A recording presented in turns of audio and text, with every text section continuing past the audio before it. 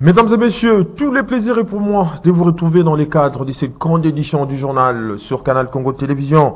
Ouverture, c'est mercredi 15 mars 2023 de la session ordinaire de mars 2023, la dernière session de la troisième législature de la troisième République de la République démocratique du Congo. Une session de tous les enjeux et de tous les dangers. Interrogés à ce sujet, la plupart des Quinois souhaitent à ce que les élus nationaux puissent s'impliquer davantage pour le retour de la paix à l'est de la République démocratique du Congo. Leurs propos ont été recueillis ici par Xaverine Zameya, Dorcas Vani et Olivier Longwango. Face à la gravité de la situation sécuritaire à l'est de la République démocratique du Congo, la population quinoise souhaite que les élus nationaux puissent, durant cette dernière session de cette troisième législature, s'impliquer davantage pour le retour de la paix. Ils sont allés nous représenter, non? Mais personne ne compte sur le peuple. Ils reviennent des vacances parlementaires. Normalement, un député, quand il est en vacances parlementaires, il doit consulter ses bases. Il doit consulter ses bases. Ils reviennent des bases. Ils ont eu des recommandations à la population. Est-ce qu'ils vont mettre ça sur la table maintenant pour débattre ça? Il y a plusieurs problèmes, plusieurs cas. Maintenant, le problème qui bat les records maintenant, c'est le problème de la guerre de l'Est. À l'Est, ça ne va pas. Qu'il y ait cessé de faire ou pas, on ne respecte même pas. Les gens meurent tous les jours. Aucun député ne tient compte de ça. Il semblerait qu'il y a un des députés qu'on a attrapé qui est parmi le M23, qui soutient le M23. Le président de l'Assemblée, Mbosso, nous avait dit ça au préalable, que ceux qui jouent le rôle de M23 ici, à Kinshasa, ils sont dans la salle. Mais il ne les a jamais dénoncés. Et Dieu merci, on a attrapé quelqu'un. Mais ils sont nombreux. Est-ce qu'ils ne peuvent pas débattre sur ça? Les démanteler d'abord. Il faut savoir qu'ils étaient élus par le peuple. Pour le reste, c'est le peuple qui sont tentés de souffrir, quoi. Oui. Prenez l'exemple des dollars. L'augmentation des dollars, ça vient d'où? Est-ce qu'il n'y a plus moyen de terminer tous ces bêtises-là? Après ça, il y a la guerre à l'est du pays. Les gens sont tentés à souffrir beaucoup. Des guerres qui a pris 20 ans à peu près. Quelle méthode qu'on peut terminer la guerre à l'est? Aussi longtemps, les députés sont là. Je voulais vraiment éveiller la conscience de nos députés. Ils doivent vraiment être là pour l'intérêt de la population. Vous voyez, il y a tant de problèmes dans ce pays, mais il y a des problèmes majeurs, notamment la guerre à l'Est et le social aussi, qui est très important. On voit la hausse du dollar, il y a l'inflation, il y a les denrées alimentaires qui augmentent tous les jours, alors c'est pas bon. Ils doivent marteler sur le social pour le bien-être du peuple. Et puis, dans une interview accordée à nos confrères de France 24, le secrétaire général adjoint des Nations Unies en charge de maintien de la paix juge très grave la situation de l'insécurité qui sévit dans le Nord Kivu. Les diplomates français estiment que ces tensions constituent un conflit régional qui ne dit pas son nom. Suivez donc ces diplomates dans cet élément, cet extrait choisi pour vous par Gisèle Olivier Toko. D'abord, la situation en République démocratique du Congo, et notamment à l'Est et notamment au Nord Kivu aujourd'hui, est d'abord extrêmement grave. Je crois que l'impact humanitaire mérite d'être souligné, puisque depuis cette reprise de l'offensive du groupe M23, il y a eu plusieurs centaines de milliers de personnes déplacées. L'autre chose, c'est que nous sommes face à une situation qui a une dimension régionale très très forte. On pourrait presque parler d'un conflit régional qui ne dit pas son nom, mais il y a d'ailleurs les efforts politiques en cours le démontrent, puisqu'il implique plusieurs pays de la région. Donc, que faire du point de vue du rôle des Nations Unies. D'abord, nous soutenons très activement, y compris notre secrétaire général Antonio Guterres, les efforts du Kenya, de la communauté est-africaine, de l'Angola, tous ces pays qui s'investissent, y compris d'ailleurs sur le terrain, en déployant des éléments militaires pour concourir à ramener la paix.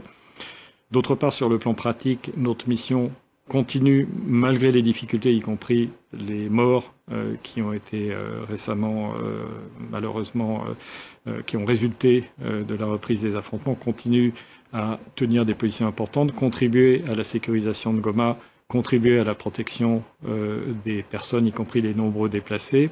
Mais nous devons aussi renforcer notre coopération avec cette force régionale qui s'est déployée, de manière à ce que nous soyons en mesure d'appuyer un mécanisme de paix lorsque, nous l'espérons, ce sera le cas prochainement, nous l'espérons, la cessation des hostilités intervient. Du point de vue des Nations Unies, nous avons encore une fois une responsabilité politique, nous l'exerçons.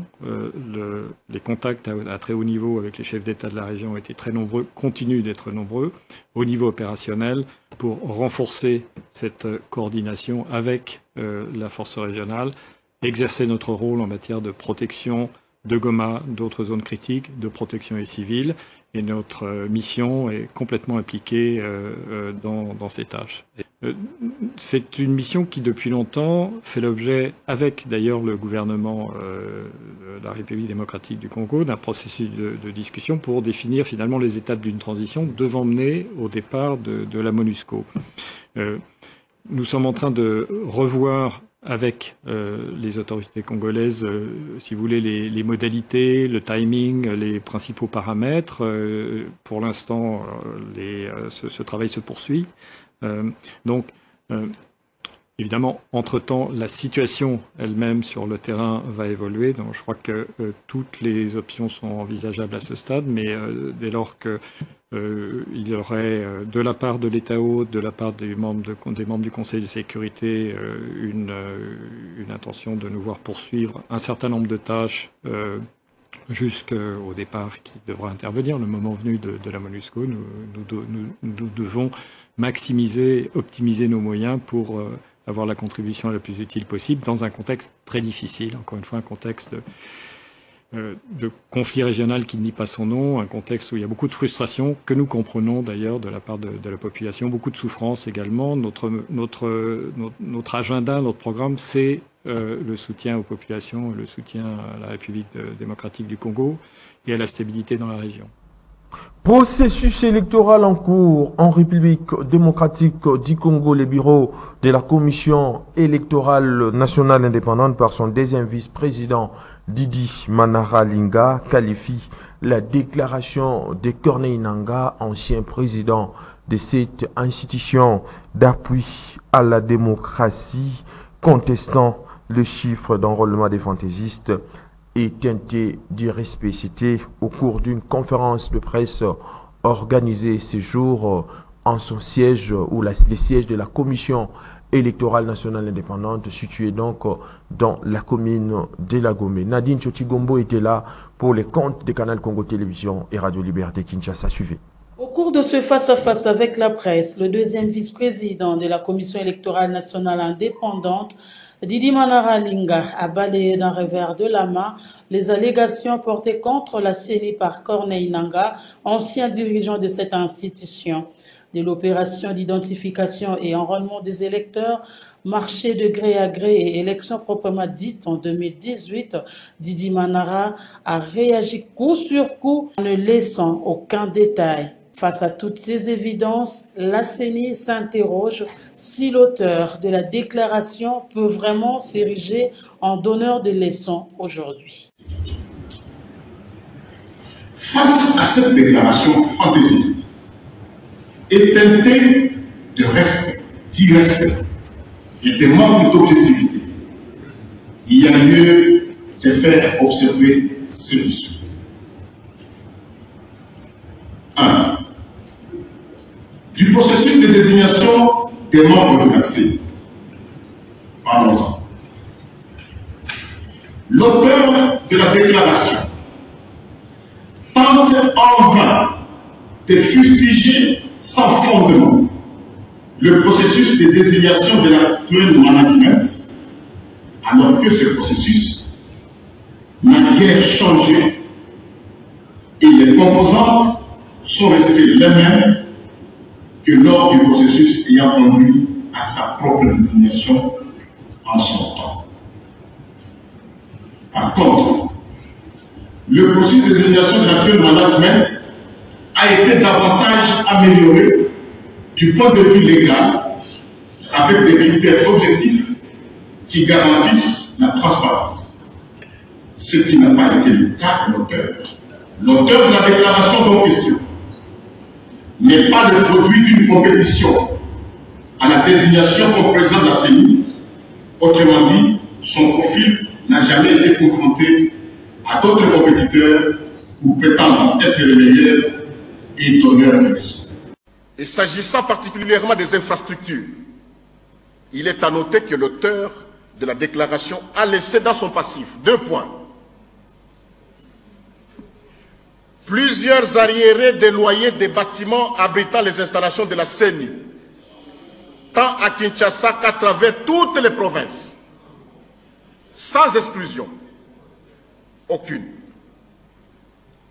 L'immeuble abritant le siège national de la CENI, l'immeuble ici où nous sommes, dans un état de délabrement très avancé. Je vois que vous le savez tout ça. Regardez un peu l'état de la salle où nous sommes. Avec des installations sanitaires dégradantes, je n'aime pas en parler. Face à toutes ces évidences, l'on peut donc une fois de plus s'interroger si l'auteur de la déclaration peut vraiment s'ériger en donneur de leçons. Laissez-moi vous dire que désormais, parce que l'auteur de la déclaration, c'est la 4e fois qu'il passe dans la presse pour tirer à bout portant la CENI, désormais, puisqu'il s'agit de l'ancien président de l'institution, désormais, lorsqu'il passera dans la presse, nous allons répliquer.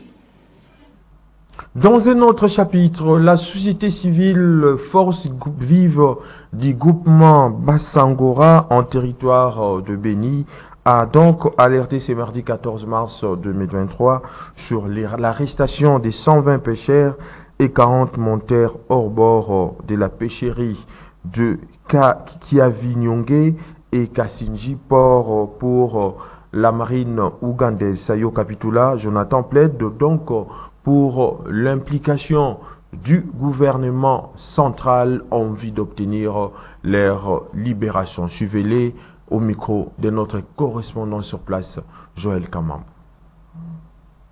Je n'ai jamais vu un Congolais qui arrête les Ougandais et puis qu'on les purge de peine. Et c'était le vendredi passé, il y a l'arrestation des pirogues et de Kiavinyonge et de Kassindipor. Au total, c'est au moins 40 pirogues et dans chaque pirogue, il y a au moins 3 pêcheurs. Donc il y a maintenant 120 pêcheurs qui sont arrêtés au niveau de l'Ouganda et les pirogues là sont motorisées avec tous les engins de pêche. Et jusque-là, les autorités n'ont pas encore intervenu et que les autorités s'imprègnent de cette situation pour aller essayer d'intervenir les pêcheurs qui sont arrêtés au niveau de l'Ouganda. Si j'évoque cette évocation, c'est puisque l'arrêlement, ça fait aussi d'enlever les pêcheurs dans la prison au niveau de l'Ouganda pour venir s'enrôler. C'est-à-dire que le gouvernement prenne la responsabilité d'aller récupérer nos pêcheurs et tous les engins de pêche et leurs moteurs. Je ne sais pas si peut-être dans le lac il y a des limites, puisque s'il y avait des limites, on devrait mettre des poteaux indicateurs. Puis il y en a ce qu'on appelle les courants marins. Les pêcheurs peuvent mettre les filets flottant au niveau du lac, mais il y a un courant marin qui peut amener les filets dans des parties des Ougandais. Automatiquement, si le courant marin va aux côtés de l'Ouganda, ils seront maintenant en arrière, mais c'est tenant par égard du courant marin. Alors, les Ougandais ne sachent pas cela. Et si les Ougandais peuvent comprendre qu'il y a un courant marin qui peut amener les Congolais au niveau de l'Ouganda, on pourrait arranger ça. Et il ne voulait plus encore qu'on trouve maintenant des morts dans des 100 quelques de pêcheurs qui sont arrêtés au niveau de l'Ouganda. Puisqu'il y en a des entiers qui sont au niveau de l'Ouganda, dans la fois passée, sont maintenant disparus, des moteurs, des pirogues, même des filets. Activité du volcan Nyamulagira au nord Kivu, les autorités militaires provinciales rassurent donc la population de ces coins de la République démocratique du Congo. En effet, dans un communiqué officiel, le gouverneur militaire, à travers son porte-parole, le lieutenant-colonel Njiko Kaiko, demande donc à la population d'observer les mesures d'hygiène édictées par l'OVG. Suivez-les encore une fois de plus par le biais de notre correspondant sur place, Joël Kamambo. Son Excellence, Monsieur le gouverneur militaire du Nord Kivu, le lieutenant-général Ndima Kongba Constant, porte à la connaissance de la population de Goma et des environs que le lundi 13 mars 2023, à partir des 18 h temps local, les services spécialisés de l'Observatoire volcanologique de Goma, OVG en sigle, lui ont fait part d'une activité des magmas à de faibles profondeurs vers le cratère central du volcan Nyamulagira. Les données scientifiques antérieures de cet outil de surveillance avaient relevé le fait que si écoulement de lave y aura, celle-ci serait enterrée dans le parc national de Virunga. Pour ce faire, l'autorité provinciale appelle la population au calme et à vaquer librement à ses occupations, car la ville de Goma n'est pas en danger.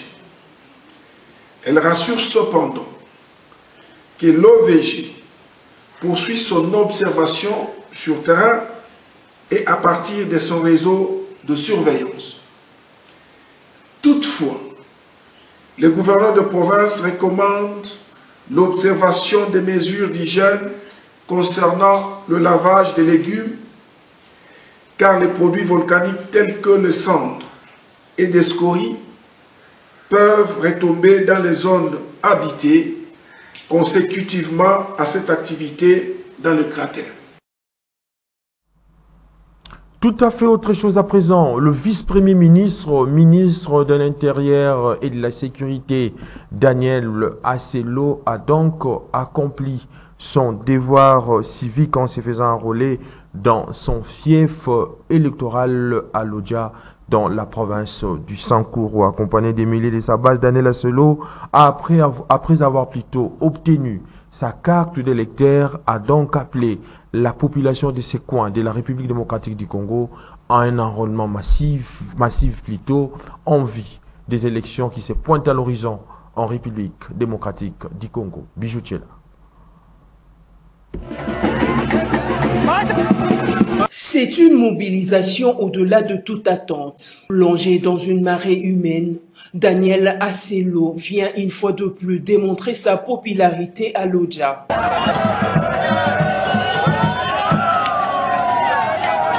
De l'aéroport jusqu'au stade Lumumba, difficile pour ces dignes fils du terroir de s'effrayer le chemin, obligeant de faire 2 kilomètres à pied pour communier avec sa base. Hommes, femmes, enfants tous rangés sur le long de la route, personne ne voulait rater cet événement. Arrivé sur le lieu du meeting, au stade Lumumba, où un podium était rangé, le vice-premier ministre, ministre de l'Intérieur, s'est adressé à la population en qui était là, l'exhortant de s'approprier de l'opération d'identification et d'enrôlement des électeurs, seul moyen possible pour la reconduction du mandat du chef de l'État, Félix Antoine Tshisekedi, à la magistrature suprême.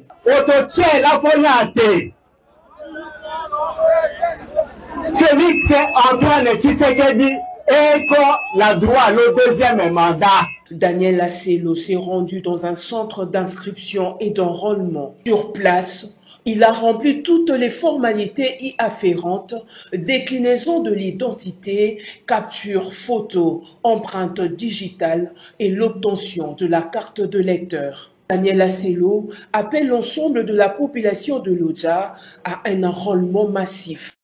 Je viens de l'obtenir et je la présente à toute notre population et donc à nos électeurs, en les encourageant, en leur demandant chacun de tout faire pour obtenir sa carte d'électeur. Voilà l'instrument qui permet à tout citoyen d'opérer un changement dans la gestion de la chose publique en République démocratique du Congo. Ceci nous permet à nous tous, les jours où la CENI va nous inviter à aller faire notre choix, de nous présenter devant cette institution citoyenne pour faire ses devoirs citoyens. Moi, je viens de le faire et j'invite toute la population du territoire de l'Odjan, toute la population de la province du Sankourou, de pouvoir le faire comme moi. Célébration les samedis 11 mars 2023 du 10e anniversaire de la cellule Les Amis des Maman Liliane Bemba, une structure d'appui du mouvement de libération du Congo, cette formation politique chère à Jean-Pierre Bemba Gombo. Nos coordonnateurs Adélar Ikassa a donc exhorté ses membres à suivre l'exemple ou les modèles de Maman Liliane Bemba qui a gardé les caps lors de l'arrestation de son mari Jean-Pierre Bemba Gombo à la Cour pénale internationale. Suivez.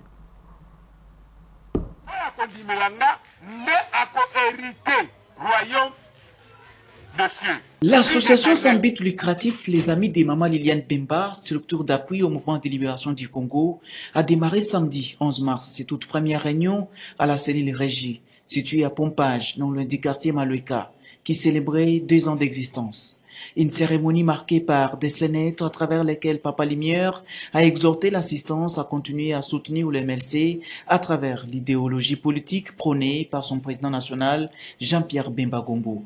Profitant de l'occasion, Adélar Dikassa, coordonnateur national de l'ASBEL Les Amis des Maman Liliane Bemba, a procédé à la présentation des membres du comité directeur de cet ASBEL. Aussi de la coordonnatrice de la cellule appelée Régie, Nancy Sialamanata. Avant de présenter l'historique de cette structure d'appui au MLC ainsi que ses ambitions. Maman Liliane Bemba, pendant 10 ans, mobile, n'a pas prière. Bao bazala qui n'a GB, boyoka qui témoignage naye. Quand on qui ça qui 3 journées qu'on a maman Béatrice. Donc, biso pas na biso le rôle à toza les amis, c'est-à-dire il faut tous à la makasi pe na l'ensemble. Puisqu'on a parti na biso ba lobby avec Dieu nous vaincrons. To tia espoir na biso na Nzambe. Ce qui n'a kuna yo tia espoir na Nzambe te, opposé à l'autre côté. Parmi les invités des marques, on a noté la présence de Nancy Ileka, présidente de la fondation qui porte son nom, qui, malgré ses multiples occupations, a pris part à cette cérémonie. Façon pour elle de les encourager à aller au-delà de leur vision dans le but de porter très haut l'étendard du MLC et de son président national, le chairman Jean-Pierre Bemba. Tout est bien qui finit bien, c'est autour d'un repas des familles que s'est terminée en beauté cette cérémonie.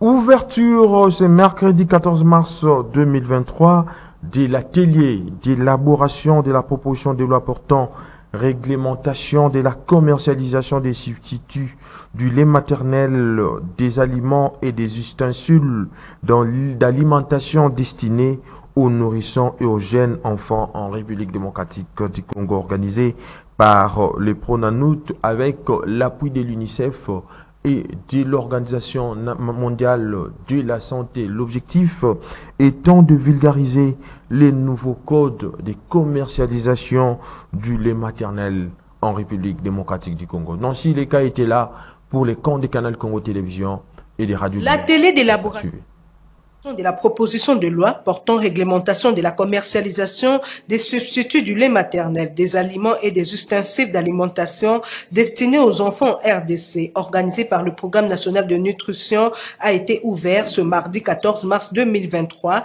grâce à l'appui technique et financier des partenaires tels que l'UNICEF et l'OMS.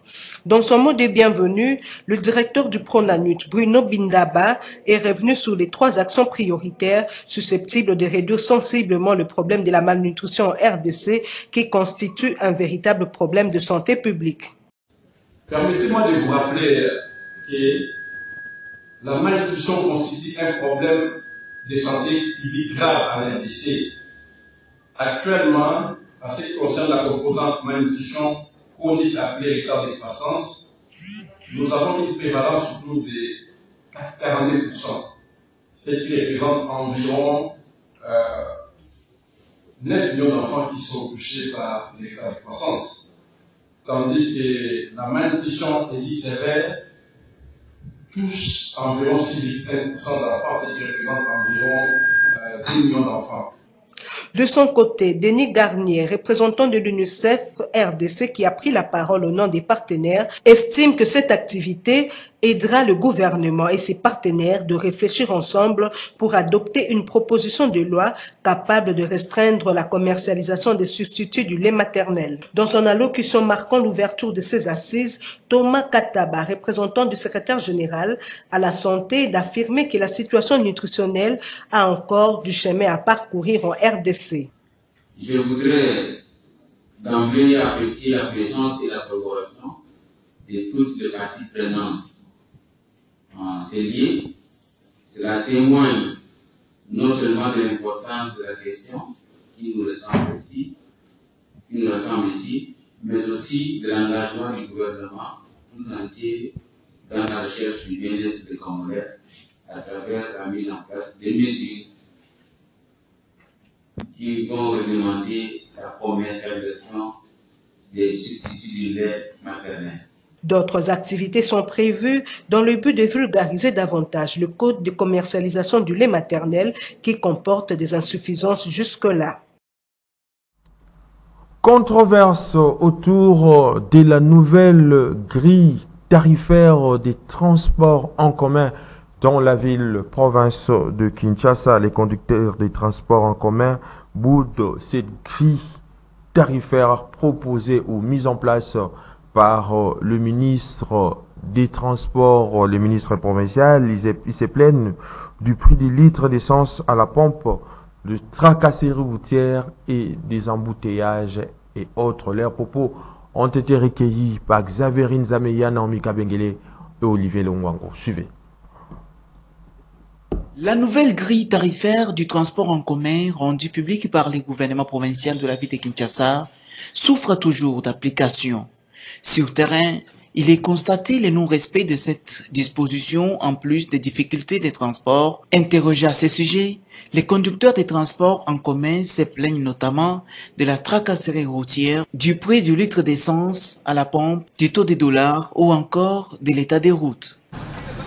Pour ngai réaction eza boye carburant eza likolo makasi et puis nzela eza na bambouteillage. Alors na tarif ya tie wana et aussi mbaté passer pièce de rechange eza trop cher. Pine eza na $100. Alors amortissement mutu kantuke aussi mbaté na trajectoire wana ndenge ya tieli ya Kingasani dans ville boulevard 700 francs en tout cas. Eza comme tu travailler na perte makasi. To petit message kaka mekana nous revoir sur tarification à transport. Comme ça biso peut respecter ndenge oyo bango balingeli. Oyo ministre na biso transport azui to sepeli pona ndenge américain peut réduire tarif ya ndenge biso chauffeur to bando futi ça mais américain peut réduire pe na carburant pour que non eko kana na tarif ya sika oya pesi biso parce que carburant eza likolo yetango pesi biso ba priona ça veut dire que na terrain biso eko simbate o azo respecter te eza o azo banga l'état te versement ya batu ezoko kate carburant tozo soma ngona 2850 francs congolais mais ozo sala course eza moins d'un litre siko okocha carburant nini ça veut dire que non ozo sala la station ni patron akozwa mbongo te tarif o batiaki eza yango te biloko nyonso emati kobanda deja na se ezala lipa ezala ninguba ya 100 francs nini nyonso deja ese emati tosi toyebi yango libende ya mutuka tosomba na dollar makambo nyonso tosombaka eza na dollar. Pourquoi bakozwa kaka déjà transport na secteur ya transport nde bakitisa kaka biloko mais na secteur mususu na secteur mususu bakitisa biloko te eza normal te fallait batala biso likambo wana toyeba ke eloko nini yango déjà bazo sala ninga so balingi kokitisa bakitisa na secteur nyonso sala nini bakitisa biloko. Les autorités de la ville sont appelées à prendre langue avec les chauffeurs de taxi et de taxibus afin de trouver un terrain d'attente pour soulager tant soit peu la souffrance de la population. Mois de mars, mois dédié à la femme, comme vous le savez, la rédaction de Canal Congo Télévision et Radio Liberté Kinshasa continue d'honorer donc la femme en ces mois de leur festivité. Cette fois-ci, c'est avec Priscille Ngoï Kabedi, avocate et activiste des droits de l'homme, que nous nous sommes intéressés dans votre rédaction à travers Dorcas Vani. Priscille Kabedi estime et avoue aux grandes dames qu'en République démocratique du Congo, les droits de la femme ne sont pas valablement respectés. Suivez. Priscille Ngoï, cette avocate de formation et coordonnatrice de l'association Femmes et Action AFA, saisit l'occasion en cette période dédiée à la femme pour dénoncer le fait que les droits de la femme ne sont pas du tout respectés en République démocratique du Congo. À travers cette dénonciation, Priscille Ngoï plaide pour que les droits de la femme soient pris en compte par le gouvernement congolais en vue de valoriser les femmes congolaises de toutes catégories confondues. Nous voulons voir la femme pour le moment, nous voulons voir la femme être autonome, parce que l'autonomisation est l'une des armes contre les violences. Or, à l'heure actuelle, il y a tellement de violences, et pour éradiquer les violences, la femme doit d'abord devenir autonome. Et puis, il y a plein d'armes, mais l'autonomisation est l'une des armes. Donc, à ce stade, j'aimerais voir les femmes être autonomes. Dire que les droits des femmes sont respectés ou non, ma réponse serait aussi oui et non. Parce que nous n'avons pas atteint les droits de la femme d'abord. C'est quoi? La femme a plusieurs droits et ces droits ne sont pas respectés. En fait, on est en train de se battre, pour respecter ces droits. Et particulièrement, je vais parler du président de la République qui a quand même pu ramener la femme de 13% à 27% de représentativité dans les instances publiques. Donc, l'un de nos droits que nous réclamons, en ce mois de mars, nous réclamons la paix, qui est un droit légitime, qui nous est reconnu par tous les législateurs du monde entier. Nous réclamons la paix, la paix, la paix. Et en dehors de la paix, nous réclamons l'égalité des chances. L'égalité des chances ne veut pas dire la parité. L'égalité des chances ne veut pas dire l'égalité des sexes. Fin de cette grande édition du journal sur Canal Congo Télévision, coordonnée par Gisèle Olivier Toko, réalisée par Dieu merci qui fois la prise de vue a été assurée comme d'habitude par Olivier Longwangu, attaquant de pointe et des bases en Lernon, ainsi qu'au concours rédactionnel de Canal Congo Télévision. Je vous dis donc merci de l'avoir suivi et bonne suite des programmes sur Canal Congo Télévision, la télé thématique.